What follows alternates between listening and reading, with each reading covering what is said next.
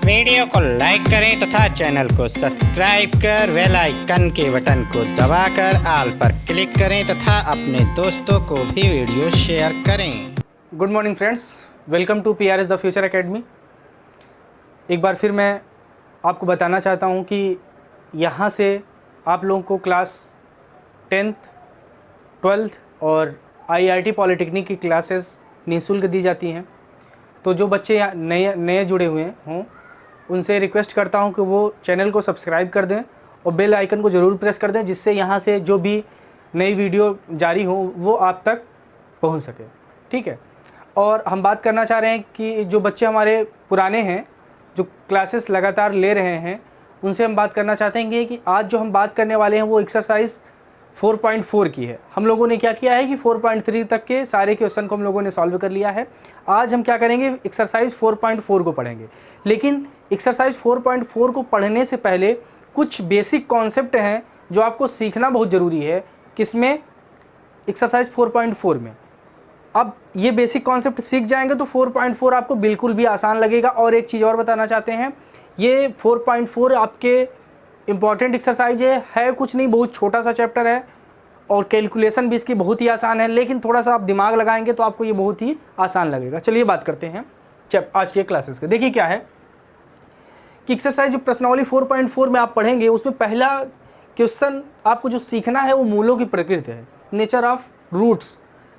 तो ये कैसे हम पता करेंगे कि मूलों की प्रकृति कैसी है? आपको क्वेश्चन दे देगा और ये बोलेगा कोई द्विघात समीकरण, आपको जैसे द्विघात समीकरण आपके सामने रहता है वैसे द्विघात समीकरण आपको दे देगा और ये बोलेगा कि आप बताइए इसके प्रकृति बताइए, इसके मूल की प्रकृति के बारे में बताइए। तो आप ये चीज़ जान लीजिए कि आपको जो द्विघात समीकरण मिलेगा उसकी 3 प्रकृतियाँ हो सकती हैं। वो 3 तरह का हो सकता है। एक प्रकार यहाँ लिखा हमने, एक प्रकार यहाँ लिखा, एक प्रकार यहाँ लिखा। वो 3 प्रकार के 3 में से कोई ना कोई जरूर रहेगा और 3 के अलावा भी कुछ नहीं होगा। अब ये 3 प्रकृतियां पहले हम पढ़ लें, उसके बाद देखते हैं। देखिए पहला क्या लिखा है, 2 भिन्न वास्तविक मूल होते हैं। पहला चीज है कि जैसे आप क्वेश्चन में निकालते हैं, मूल निकालते हैं तो किसी का मान आ रहा है 1/2, किसी का मान आपने निकाल, जो x का मान निकालते हैं वही तो रूट्स होता है, वही तो मूल होता है। तो आपने x का कोई मान निकाला जिसका एक मान आया 1/2 और इसका दूसरा मान आया है 3। इसका मतलब हो गया जो इसके मूल है वो भिन्न भिन्न है। देखिए 2 भिन्न लेकिन मूल कैसे हैं? वास्तविक। ये रियल नंबर है कि नहीं? ये रियल नंबर है। पहला चीज शर्त ये बन रही है। दूसरी शर्त बनती है कि 2 बराबर जो मूल हो रहे हैं वो बराबर निकलते हैं। आपने क्वेश्चन किया है उसमें कभी कभी आपको ऐसे भी देखने को मिलता है कि x के जो दोनों मान हैं, जैसे दोनों मान कितने आ रहे हैं? बराबर बराबर आ रहे हैं। तो इसका मतलब ये है कि ये इस शर्त को फॉलो कर रहा है कि मूल उसके बराबर है और कैसे हैं? वास्तविक है। ये भी देखिए वास्तविक नंबर है। जो तीसरी कंडीशन की हम बात करेंगे वो है कोई वास्तविक मूल नहीं होता। जैसे आपने क्वेश्चन पढ़ा है, अगर कोई भी x का मान रूट में माइनस में आ जाए, रूट में किस में आ जाए? माइनस में आ जाए, तो ये तो कोई वास्तविक संख्या है ही नहीं। ये कैसी संख्या है? काल्पनिक संख्या है। तो इस प्रकार के क्वेश्चन में हम कहते हैं कि इसके कोई भी वास्तविक मूल नहीं होते हैं, ये काल्पनिक है। हमने ऐसा क्वेश्चन पढ़ा है, आपको याद होगा। समझ में आ रहा? तो ये 3 कैटेगरियां हैं। बात उठती है कैसे हमको पता चलेगा कि इसके वास्तविक मूल है, कि ये है कि ये पूरा द्विघात समीकरण करने के बाद कि उससे पहले? तो हम ये बताना चाहते हैं कि उससे पहले ही आप चेक कर सकते हैं कि ये 3 कोई भी द्विघात समीकरण इस 3 कैटेगरी में से किस में जाएगा। तो वो चेक कैसे करेंगे? तो आपने एक फार्मूला अभी पढ़ा है, x का मान जो आपने श्रीधराचार्य का फार्मूला पढ़ा है, क्या पढ़ा है? -b plus minus √b² -4ac और अपान में क्या पढ़ा है आपने? 2a। ये आपने द्विघात समीकरण, द्विघाती सूत्र आपने पढ़ा है। इसमें हम बात करेंगे केवल कितने पार्ट की? इस रूट के पार्ट की। और रूट भी नहीं रहेगा, इसको अगर हम एक और चीज लिखना चाहें तो इसको लिख सकते हैं x बराबर -b प्लस माइनस, और इस जो ये लिखा है b² -4ac, इसी को हम बोलते हैं विविक्तिकर, डिस्क्रिमिनेशन। ठीक है, इंग्लिश में इसके विविक्ति, हिंदी में जो वर्ड होता है वो होता है विविक्तिकर और इंग्लिश में डिस्क्रिमिनेशन। तो इस पूरे रूट की जगह पे हम केवल एक वर्ड अगर लिख दें d और अपान 2a, तो ये भी लिख सकते हैं। और जहाँ d बराबर हम लिख सकते हैं, d बराबर क्या होता है, क्या है, b स्क्वायर माइनस 4ac। तो यहां हम देख रहे हैं इस d को जो हम कहते हैं, इसी को हम कहते हैं विविक्तिकर, डिस्क्रिमिनेशन। पहले क्या था बच्चों कि पहले आपको विविक्तिकर निकालने के लिए भी देता था, लेकिन जब से एनसीईआरटी पैटर्न नया पैटर्न में आ गया है तब से इस वर्ड को पूछता नहीं है, लेकिन इसका यूज है। और पूछता नहीं है, अगर कभी कभी एग्जाम में पूछ लिया तो आपको पता होना चाहिए कि विविक्तिकर होता क्या है। विविक्तिकर का सूत्र ही होता है d बराबर b square minus 4ac। d बराबर क्या होता है, b स्क्वायर माइनस 4ac, ये विविक्तिकर का फार्मूला होता है, इसी को डिस्क्रिमिनेंट बोलते हैं। अब देखिए यहां तक क्लियर हुआ आपको, d बराबर b स्क्वायर माइनस 4ac। तो अपने दिमाग में रख लीजिए कि विविक्तिकर का जो सूत्र होता है वो सूत्र होता है d बराबर b स्क्वायर माइनस 4ac, उसको रट लीजिए आप। आ गया समझ में? अब आगे बात करते हैं। अब हम बात करते हैं कि कैसे हम चेक करेंगे कि कोई भी द्विघात समीकरण इन तीन में किस कैटेगरी में जाता है। तो चलिए देखते हैं। देखिए अगर यहां पे लिखा है b स्क्वायर माइनस 4ac, तो देखिए यहां पे लिखा, लिख दे हम b स्क्वायर माइनस 4ac, या इसी को हम d बोलें, केवल विविक्तिकर बोलें। अगर विविक्तिकर बोल रहे हैं तब भी आप समझेंगे b स्क्वायर माइनस 4ac बोल रहे हैं। अगर हम केवल d बोल रहे हैं तो उसको भी क्या समझेंगे, b स्क्वायर माइनस 4ac। समझ में आया? अब देखिए यहां पर a b c दिया गया है। a b c का मान आप कहां से निकालेंगे? आपको द्विघात समीकरण देगा ना, तो वहां से आप द्विघात समीकरण की ax square plus bx plus c बराबर 0 से तुलना करेंगे तो आपको a b c का मान निकल के सामने आ जाएगा। बस उसी मान को आप इस इक्वेशन में रखेंगे, उसी मान को आप क्या करेंगे, इस इक्वेशन में रखेंगे तो आपको कुछ ना कुछ मान निकलेगा। अब अगर वो मान, यहां पे कुछ आप मान निकाल ले, अगर वो मान, हम एक इक्वेशन ले लेते हैं, पहले ही हम एक क्वेश्चन ले लें, फिर उसके बाद, और हम क्या कर रहे हैं, क्वेश्चन आप बाहर से हम नहीं लेंगे, हम क्वेश्चन आपकी बुक का ही फर्स्ट क्वेश्चन लेना चाहेंगे। देखिए यहां पे हम, ये क्वेश्चन है आपका, इसको देखिए फर्स्ट पार्ट समझ के आप समझ भी लीजिए।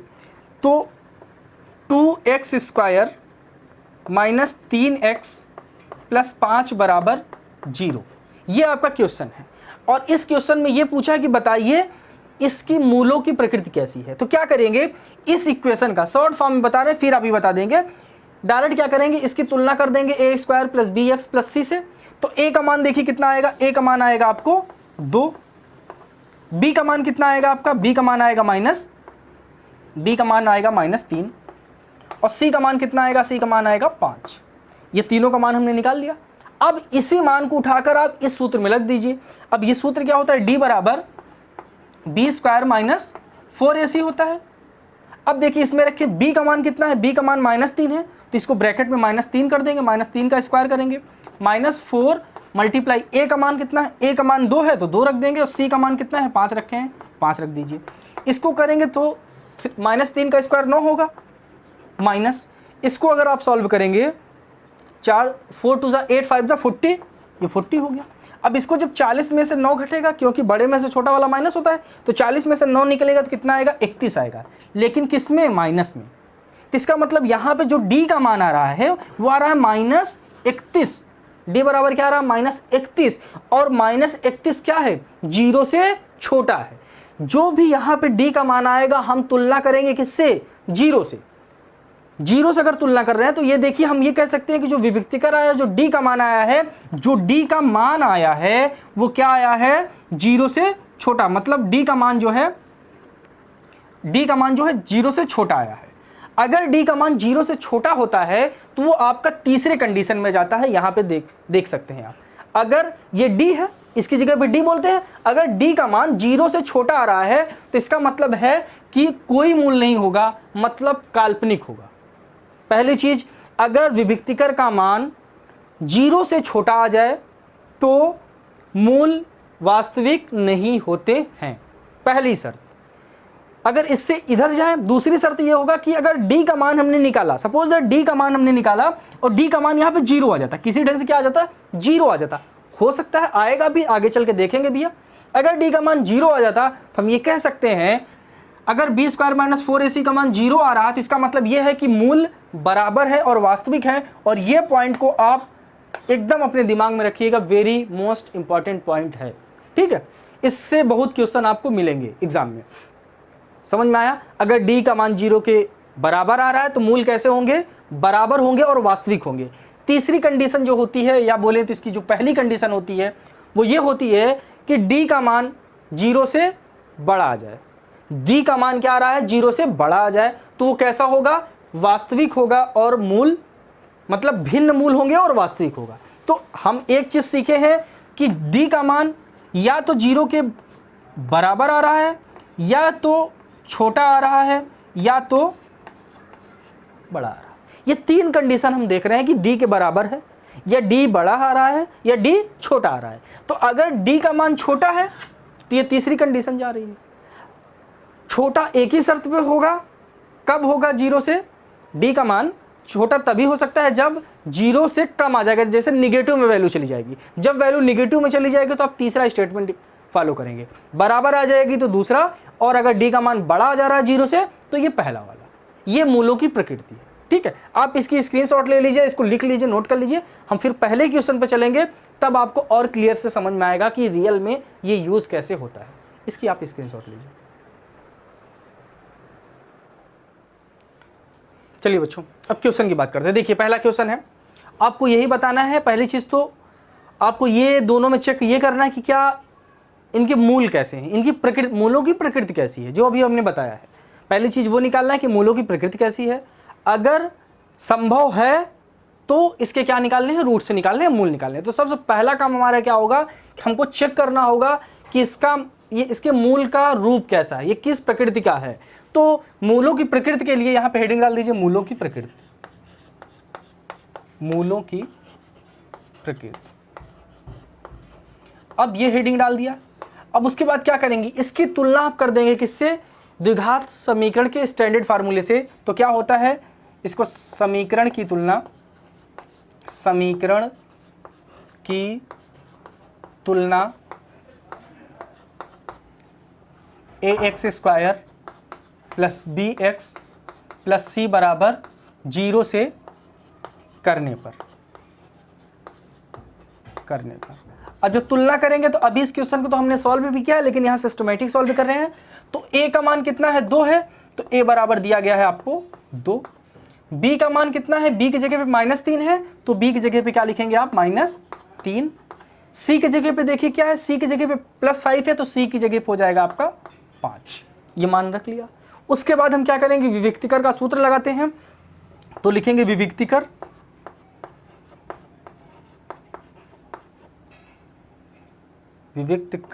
विविक्तिकर इसी को किससे डिनोट करते हैं? हम d से भी डिनोट करते हैं, तो इसको लिखते हैं b² - 4ac।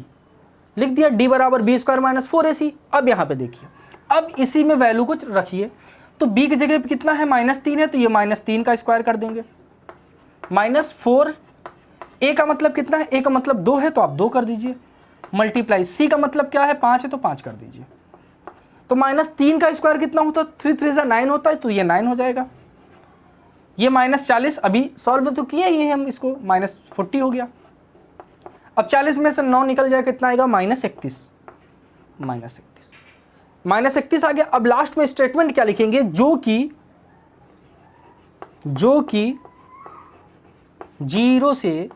0 से ही हम देखेंगे, 0 से छोटा है, 0 से छोटा है।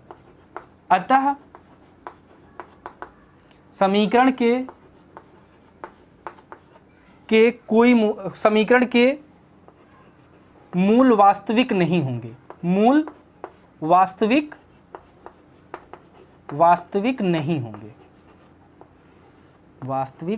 नहीं होंगे।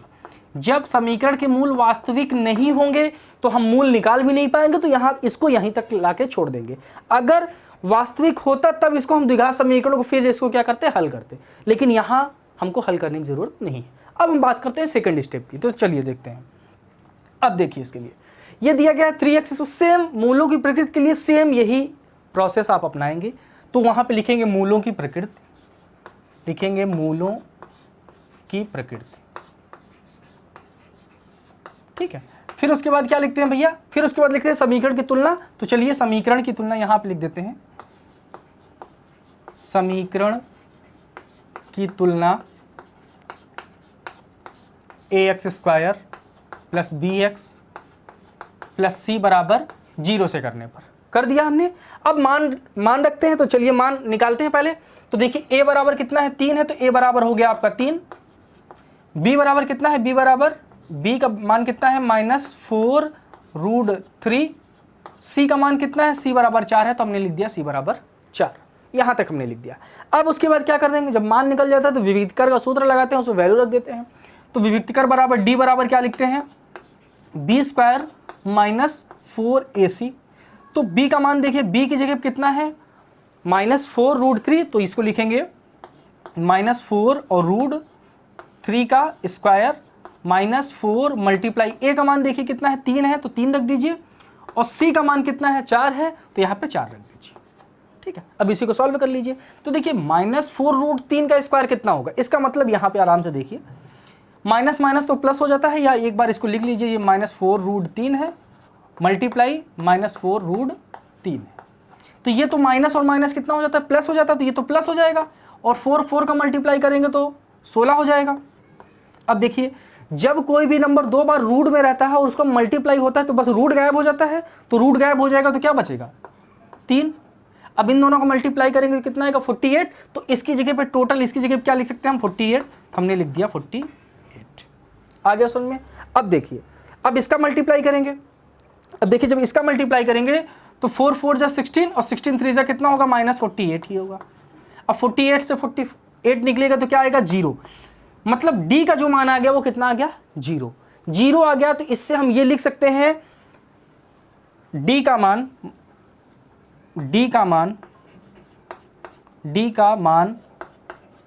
0 के बराबर है, 0 के बराबर है, अतः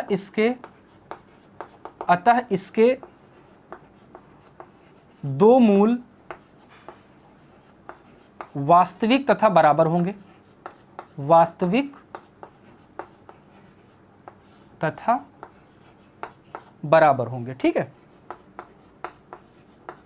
वास्तविक तथा बराबर होंगे। यहां तक हमने लिख लिया। आ गया समझ में। लिखने का तरीका है, यहां पर हमने लिखा है जो कि 0 से छोटा है, यहां पे d का मान 0 के बराबर है, यहां भी लिख सकते हैं d का मान 0 से छोटा है, अतः ये चीजें हुआ है, यहां पे ये चीजें हुआ है। अब अगर मूल बराबर है तो साफ साफ आपके क्वेश्चन बोला है कि उन मूलों को निकालिए। तो मूल को निकालने के लिए आपको तरीका पता ही है, या तो आप गुणनखंड विधि से निकाल दीजिए, या द्विघाती सूत्र से निकालिए, या तो पूर्ण वर्ग बना करके। तो हम इसको क्या करेंगे, अब इस प्रकार के क्वेश्चन को क्या करिएगा, द्विघाती सूत्र से ही करिए। क्यों, यहां पे समझने वाली बात है, क्यों हम ऐसा बोले, तब कैलकुलेशन आपको आसान पड़ जाएगा। कैसे दिखाते हैं अभी, चलिए देखिए इसके लिए। अब समीकरण तो यही है, आपको निकालना है मूल। तो मूल के लिए सूत्र आप तो जानते हैं, x बराबर क्या होता है, x बराबर -b होता है, प्लस माइनस अंडर रूट में क्या रहता है b square -4ac upon 2a होता है। ध्यान रखिएगा 2a होता है, 2a होता है। अब यहां पे अगर ध्यान देंगे आप यहां पे, तो b स्क्वायर -4ac यही चीज तो है, b स्क्वायर -4ac, मतलब d, और d का मान निकाले कितना है 0। तो इस पूरे जगह पे क्या हो जाएगा 0। इसका मतलब वैल्यू आपको निकालना बहुत आसान हो गया। तो आप वही करिए। चलिए x बराबर क्या करेंगे -b करेंगे, प्लस और माइनस करिए, और इसकी पूरे की जगह पे क्या लिख सकते हैं आप 0, तो लिख दीजिए आप 0, सॉरी यहां पे मान रख दीजिए ना। देखिए b का मान पहले ही हम निकाल चुके हैं, यहाँ पे b का मान कितना है -4√3, और यहाँ पहले से माइनस है, तो यहाँ पहले से आप एक माइनस लगाइए, और साथ में यहाँ का जो माइनस है उसको ब्रैकेट के अंदर रखिए 4√3, ये रख दिया आपने। प्लस और माइनस है, प्लस और माइनस आप ऐसे ही लगा दीजिए। ठीक है, अब इसके पूरे की जगह पे क्या है 0 है, तो इस पूरे की जगह पे क्या लिख देंगे √0 हो गया, और अपमान में 2 मल्टीप्लाई a का मान कितना निकाले हम 3 निकाले हैं, तो आप 3 रख दीजिए। अब इसको सॉल्व करिए, तो x बराबर देखिए यहां से माइनस माइनस प्लस हो गया, तो यहां पे क्या बचेगा 4√3 बचा। ये पूरा पार्ट 0 हो गया, तो इसके नीचे बस बचेगा 2 मल्टीप्लाई 3, आ गया सुन में। ध्यान से अब अगर इसको 2 से इसको काट देंगे तो कितना आएगा, 2 आ गया। अब ये x बराबर कितना आ गया है, 2√3/3। एक बार ये आंसर एक देखिए, जब प्लस लेंगे, एक बार प्लस के साथ लेंगे, एक बार माइनस के साथ लेंगे, तो जब प्लस के साथ लेंगे तो भी यही आंसर आएगा और माइनस के साथ लेंगे तो भी यही आंसर आएगा आपका। आ गया समझ में, यही चीज है आपको से। अब इसको एक चीज और आप ऐसे भी कर सकते हैं अगर करना चाहे तो, x बराबर देखिए 2√3 है। अब ध्यान से, 3 का मतलब क्या होता है, 3 को हम 2 बार √3 मल्टीप्लाई √3 लिख सकते हैं, क्योंकि अभी आपने देखा है, क्योंकि जब √3 और √3 रहता है, जब √3 और √3 रहता है तो क्या करते हैं हम, जब √3 रहता है तो √3 का मल्टीप्लाई √3 में करेंगे तो 3 हो जाता है। तो ध्यान दीजिए, इससे इसको काट भी सकते हैं, तो 2/√3 भी हो सकता है और ये आंसर भी हो सकता है। तो आपको जो उचित लगे वो आंसर दे सकते हैं, ठीक है। तो यहां तक आप स्क्रीनशॉट ले लीजिए, फिर उसके एक पार्ट और बचता है, उसकी हम बात करते हैं। चलिए बच्चों, इसके थर्ड पार्ट की बात करते हैं। देखिए क्वेश्चन क्या है, 2x² - 6x + 3 = 0 है और इस क्वेश्चन को हमको सॉल्व करना है। तो निकालना क्या है, मूलों की प्रकृति। तो मूलों की प्रकृति हम निकालते हैं। चलिए, मूलों की प्रकृति, हेडिंग डाल देते हैं, मूलों की प्रकृति। मूलों की प्रकृति। अब तो आप इतने एक्सपर्ट हो गए हैं कि मूलों की प्रकृति निकाल लेंगे। क्या करना है, समीकरण की पहले तुलना कर दीजिए। समीकरण की तुलना ax² + bx + c = 0 से करने पर, तो कर दीजिए। मान निकालिए, a का मान कितना है, 2 है, a बराबर कितना हो गया, 2 हो गया। b का मान कितना है, b बराबर -6 है तो b बराबर -6 हो गया। c का मान कितना है, 3 है तो c बराबर 3 हो गया। ये a बराबर 2, b बराबर -6 और c बराबर 3 है, ये मान निकल गए। अब क्या करते हैं, विविक्तिकर। तो विविक्तिकर का फार्मूला क्या होता है, d बराबर b² - 4ac, इसमें रख दीजिए सारी वैल्यू। देखिए b का मान कितना है, -6 है तो -6 का स्क्वायर कर दीजिए, -4 मल्टीप्लाई a का मान कितना दिया गया, 2 दिया गया, यहाँ पे 2 रख दीजिए। c का मान कितना दिया है, 3 दिया गया, यहाँ पे 3 रख दीजिए। तो इसको अगर करेंगे तो 36 हो जाएगा, माइनस यहाँ पे करेंगे तो 4 × 2 = 8 और 8 का मल्टीप्लाई 3 में करेंगे तो 24 होगा, तो 24 हो गया। आ गया समझ में, 6 × 6 = 36 हो गया, 4 × 2 = 8 और 8 × 3 = 24। अब क्या करेंगे, 36 में से 24 को निकाल देंगे तो 6 में से 4 जाएगा, 2 आएगा, 3 में से 2 जाएगा, 1 आएगा। तो d का जो मान आ रहा है वो कितना आ रहा है, 12 आ रहा है। d का मान जो आ रहा है 12 आ रहा है, जो कि 0 से बड़ा है। यहां पे ये लिख सकते हैं, d का मान 0 से बड़ा है, अतः मूल क्या होगा, अतः मूल वास्तविक तो होगा लेकिन भिन्न होगा। अतः मूल वास्तविक व भिन्न होंगे, वास्तविक व भिन्न होंगे, भिन्न होंगे। आगे सुनिए, चलिए अब आगे बात करते हैं। अब जब अगर मूल निकल गया है, वास्तविक है, तो इसको हम वो भी निकालेंगे, क्या, इसके मूल निकालेंगे। तो मूल के लिए हम जानते हैं क्या निकालेंगे, x बराबर, फार्मूला पहले से पढ़ चुके हैं, -b, फार्मूला क्या होता है, +- √b² - 4ac और अपान में क्या होता है, 2a होता है, 2a कर देंगे। इसी में वैल्यू रखना है। तो -b का मान देखिए, b का मान कहाँ है, b बराबर ये है -6 और माइनस वहाँ पहले से है, यहाँ पहले से माइनस है और b का मान भी -6 है, तो इसको ऐसे रख देंगे, प्लस या माइनस। यहाँ पे कुछ मान रखेंगे नहीं, डायरेक्ट हम क्या कर दे रहे हैं, d बराबर कितना आ रहा है, 12 आ रहा है। इसका मतलब ये रूट में कितना आ रहा है, रूट में ये 12 आ रहा है। आगे समझ में। अब अपॉन में क्या है, अपॉन 2a है, तो 2 मल्टीप्लाई a का मान कितना आ रहा है, a का मान 2 आ रहा है, तो 2 रख दीजिए, ठीक है। अब इसको आगे जब सॉल्व करेंगे तो प्लस हो जाएगा, 6 प्लस माइनस। अब देखिए 12 का अगर आप वर्गमूल निकालेंगे तो 12 का वर्गमूल कुछ ऐसे आप निकालते हैं, कितना आएगा, 6 आएगा। फिर 2 से डिवाइड करेंगे कितना आएगा, 3 आएगा। आया समझ में। फिर 3 से करेंगे, अब 3 होगा तो ये हो गया। तो 12 का मतलब जो होगा वो देखिए इसका जोड़ा बन जाएगा, तो ये 2 तो एक बाहर आ जाएगा लेकिन इसका जोड़ा नहीं बनेगा, मतलब 2 तो बाहर आ जाएगा लेकिन 3 कितना हो जाएगा, रूट में रहेगा। तो 12 का जो वर्गमूल होगा वो क्या होगा, 2 रूट 3। तो 12 का वर्गमूल ये होगा, तो प्लस माइनस 2 रूट 3 और नीचे क्या लिख देंगे आप, 2 2 ज़ा 4, यहां आपने लिख दिया। अब सेम काम आगे करिए, चलिए देखिए, अब एक बार प्लस लेंगे तो आप लिखेंगे क्या, 6 प्लस लेंगे तो प्लस 2 रूट 3 और नीचे क्या लिख देंगे 4, एक आपका ये मान आएगा। दूसरा आप निकालेंगे तो क्या आ जाएगा 6 और यहाँ प्लस की जगह पे क्या लिख देंगे माइनस 2 रूट 3 और अपान में क्या आ जाएगा 4 आएगा। एक चीज और भी कर सकते हैं, यहाँ आप देखिए यहाँ भी 2 कॉमन है, यहाँ भी 2 कॉमन है, 2 कॉमन करेंगे, जब इसको 2 कॉमन करेंगे तो यहाँ क्या बचेगा, यहाँ बचेगा 3, यहाँ बचेगा 3 और यहाँ प्लस रूट 3 ही बचेगा। यहाँ 2 कॉमन कर लिया तो आपने 3 बचा, प्लस है ये 2 बाहर निकल गया तो यहाँ केवल रूट 3 बचा, ठीक है। और नीचे क्या बचा है, नीचे आपका 4 है तो नीचे 4 है, तो इससे ये कट जाएगा तो कितना आएगा 2।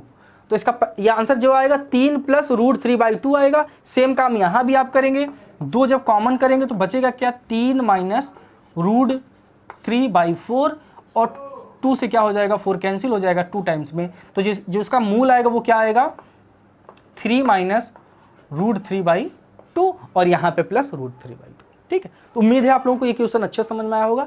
स्क्रीनशॉट ले लीजिए, फिर हम इसके अगले क्वेश्चन पे चलते हैं।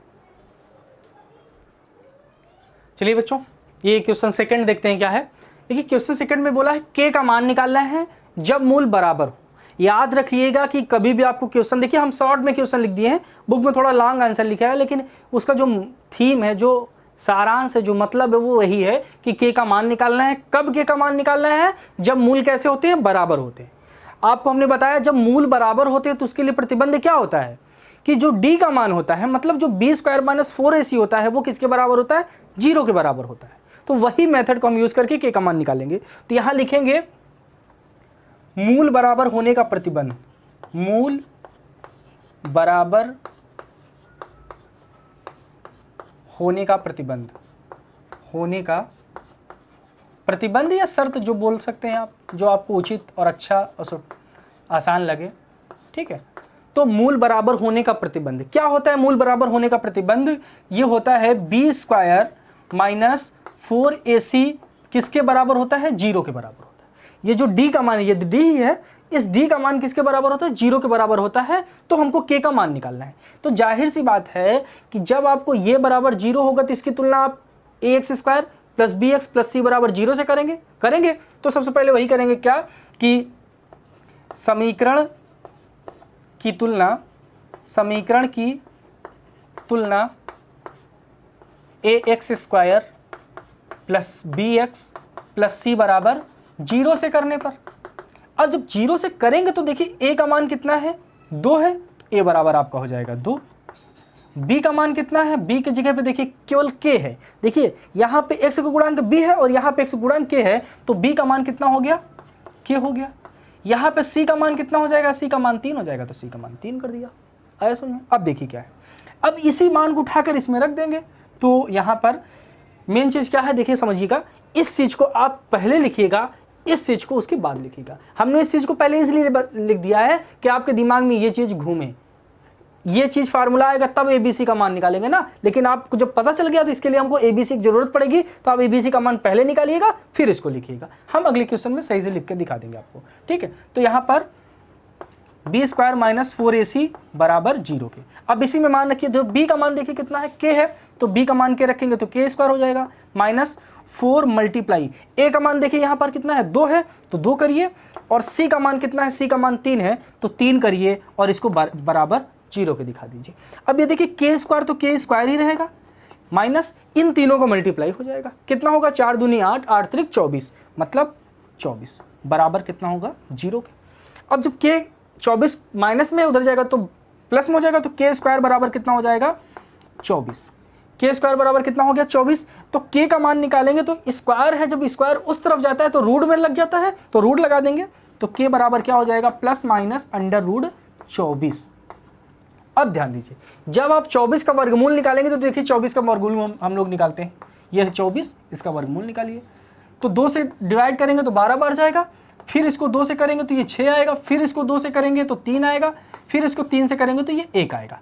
मतलब यहाँ पे ध्यान से देखिए, इस 2 का तो पेयर बन रहा है, लेकिन ना इस 2 का पेयर बनना है ना इस 2 का पेयर बनना है। मतलब रूट से बाहर तो केवल 2 आएगा, लेकिन रूट के अंदर क्या रह जाएगा, 2 × 3, और 2 × 3 का मतलब रूट 6।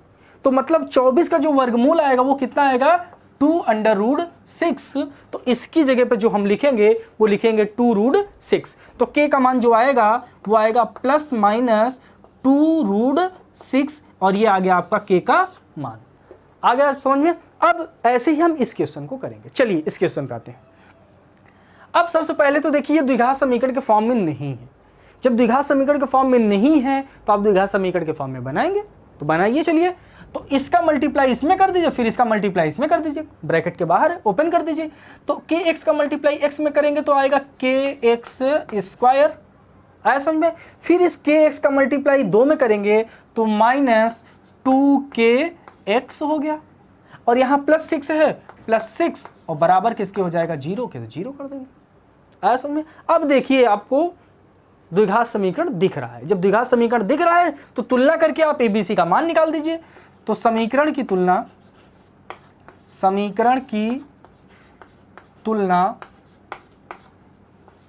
ax² + bx + c बराबर 0 से करने पर, ax² + bx + c बराबर 0 से करने पर, जब 0 से करेंगे तो ध्यान दीजिए a का मान कितना आएगा भैया, a का मान कितना आएगा, k आएगा। b का मान कितना आएगा, b का मान कितना आएगा, यहाँ पे देखिए -2k है, b की जगह पे क्या है, -2k, तो b की जगह पे लिखेंगे हम -2k। और c का मान कितना है, c का मान देखिए 6 है, तो 6 लिख देंगे। आ गया समझ में।